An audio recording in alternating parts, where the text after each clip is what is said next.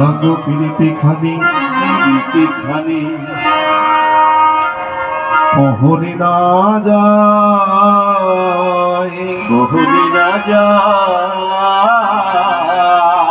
ওটা পুরা ভাবে প্রভু আমার ওইটা মৃদু মৃদু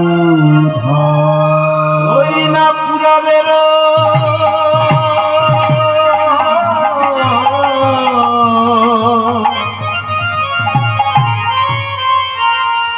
পুরা বেরো ভাবে প্রভু আমার মৃদু মৃদু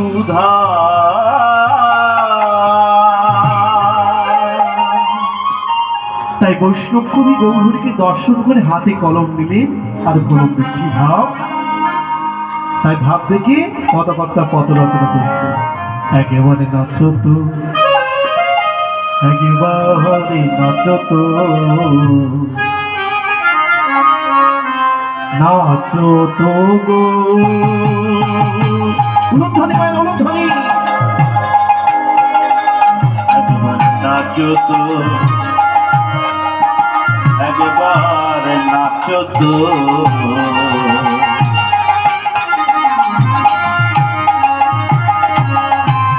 নাচত গো